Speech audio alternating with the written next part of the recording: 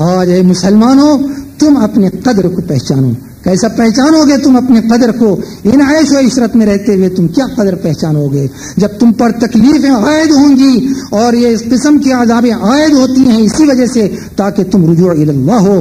لیکن اتنے سارے مصائب کے بعد آج جو رجوع اللہ تم نہیں ہو رہے ہو، آخر اس کا کیا علاج ہے اور کیوں یہ معاشرہ بگڑا ہوا ہے؟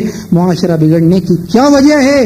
بے حساب وجوہات اس کے اندر ہیں، لیکن ایک وجہ جو سب سے بڑی ہے وہ وجہ آج ہمارے پاس یہی ہے کہ آج اگر کوئی شخص صالح بھی ہو لیکن اس کے گھر میں اس کی بیوی بڑی بدکار ہوتی ہے اور بڑی نالائق ہوتی ہے اور انتہائی پریشان کرنے والی ہوتی ہے. کیوں ہوتی ہے؟ اس لیے کہ تو نے نکاح کرتے وقت جو چیز اللہ سبحانہ تعالیٰ کے رسول نے ارشاد فرمائی تھی اس کو تو دیکھتا نہیں. اللہ سبحانہ وتعالیٰ کے رسول نے ارشاد فرمایا تھا کہ تنکح المرأة لأربع اما لمالها او لجمالها او لنسبها.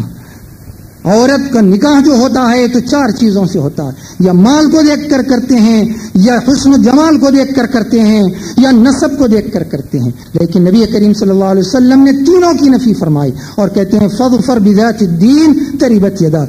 ذات دیندار عورت اگر تو کرے گا تو تیرے لیے یہ سعادت مندی کی چیز ہے. نہ حسن باقی رہنے والا ہے، نہ جمال باقی رہنے والا ہے، اور نہ مال و دولت باقی رہنے والی ہے، نہ سب کام آنے والا ہے. کام آنے والی چیز وہ دینداری ہے. حضرت عبداللہ ابن مبارک ایک مشہور امیر المؤمنین فی الحدیث ان کو کہتے ہیں. عبداللہ ابن مبارک کا چرچا ساری دنیا میں محدثین میں ہے، محدثین کی دنیا ان کو جانتی ہے. آپ کے والد مبارک کا حال یہ تھا کہ ایک نواب اور رئیس کے پاس آپ ملازم تھے، اور وہ نواب رئیس آپ کو ہمیشہ ساتھ رکھتا تھا اور اس کی باغ کی نگرانی آپ فرمایا کرتے تھے. ایک مرتبہ وہ رئیس اور نواب کہتا ہے کہ اے مبارک، اتنے بہت سے میرے پاس ملازم ہیں، تم کسی کو بھی باغ کی نگرانی پر رکھ دو اور تم رات دن میرے ساتھ رہا کرو. ان کا جوہر شناس تھا وہ شخص، وہ ان کو پہچانتا تھا کہ آخر ان کی کیا کیفیت ہے، کیسا ان کا باطن ہے اور کیسے یہ ناصح ہیں. یہ پہچانتا تھا اور یہ کہا کہ آپ باغ کی نگرانی مت فرمائیے، میرے ساتھ رہیے. آپ نے کہا کہ اچھی بات ہے. باغ کی نگرانی کے لیے ایک کو مقرر کیا اور آپ ان کے ساتھ ہو گئے. ایک مرتبے کا واقعہ یہ ہے کہ وہ امیر اور وہ رئیس، وہ باغ کا مالک جب گھر آیا انتہائی پریشانی کی حالت میں آیا. اس کے چہرے مورے سے انتہائی پریشانی ٹپک رہی تھی. حضرت مبارک دریافت فرماتے ہیں کہ اے مالک کیا بات ہے، آج بڑے پریشان ہے تم؟ تو کہا مبارک میں پریشان اس وجہ سے ہوں، میری ایک لڑکی ہے، سن بلوغ کو پہنچ کر زمانہ ہوا، مختلف قسم کے پیامات آ رہے ہیں، لیکن میں حیران و پریشان ہوں کہ کس کو لڑکی دوں. وہ لڑکی بھی اپنے زمانے کی پری اور حسین و جمیل میں، حسن و جمال میں لاجواب. باپ کا دل عجیب و غریب دل ہوتا ہے اولاد سے، ایسی حسین و جمیل کس کے حوالے کروں، اس میں پریشان. تو مبارک کہتے ہیں کہ اے مالک پریشانی کی کیا ضرورت ہے. ایک شرعی مسئلہ پیش کر دیا. کہا کہ جو نکاح ہوتا تھا جس وقت نبی کریم صلی اللہ علیہ وسلم مبعوث ہوئے ہیں، عربوں میں مبعوث ہوئے، پہلے کے دینوں میں یہودیت باقی تھی، نصرانیت باقی تھی. یہودی مال و دولت کو دیکھتے تھے، نصرانی حسن و جمال کو دیکھتے تھے، اور عربوں کا یہ حال ہے کہ وہ نسب کو دیکھتے تھے. فلان ابن فلان خیر ابن فلان خیر، وہ فلاں ہوں گا، فلان ابن فلاں بہتر ہے، فلان یہ نسب کو دیکھتے تھے، یہ مال کو دیکھتے تھے، یہ حسن و جمال پر مرتے تھے. لیکن رسول اللہ نے کیا فرمایا؟ رسول اللہ فرماتے ہیں فظفر بذات الدین، دیندار کو تم دو. کیوں پریشان ہوتے ہو؟ کیا دینداروں کی کمی ہے؟ اپنی لڑکی دیندار کو دے دو. یہ جو کلام سنا فوری اسی وقت ذہن نے فیصلہ کیا کہ دیندار مبارک سے بڑھ کر کوئی میری نظر میں نہیں ہے، اپنی پھول جیسی بیٹی اسی کو دے دینی چاہیے. جا کے اپنی بیوی سے کہتے ہیں کہ اے بیوی میں یہ اپنا مسئلہ پیش کیا. تو مبارک نے یہ جواب دیا ہے.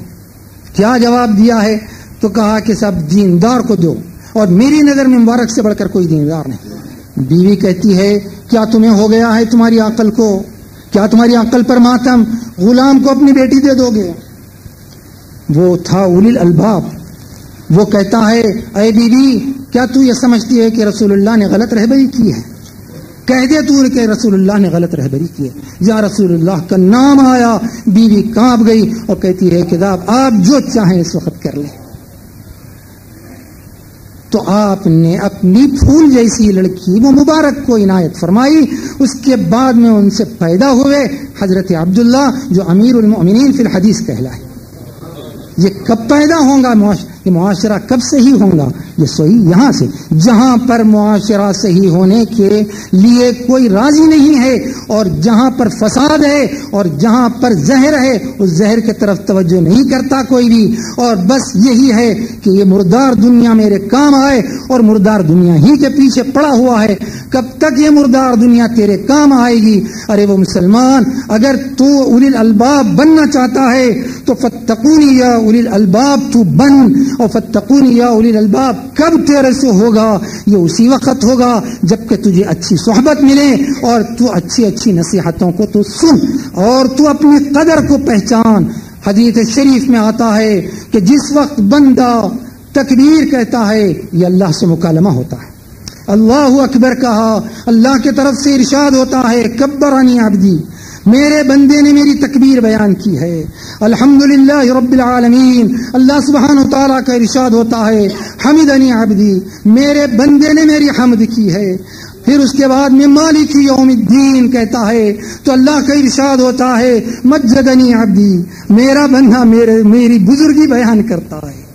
اور جب اس کے بعد میں کہتا ہے کہ اہدنا الصراط المستقیم صراط الذین انعمت علیہم، اخیر سورہ فاتحہ جب پڑھ لیتا ہے تو اللہ سبحانہ و تعالیٰ کا ارشاد ہوتا ہے وَلِعَبْدِي مَا سَأَلَ، جو سوال بندہ کرتا ہے وہ سارے سوالوں کے جوابات میں دیتا ہوں۔ یہ تکلم آج دن میں 5 مرتبے تو فرض کی حیثیت سے ہوتا ہے، بے حساب حیثیت سے نوافل و سنن کی حیثیت سے ہوتا ہے، لیکن کون یہ تکلم کرے؟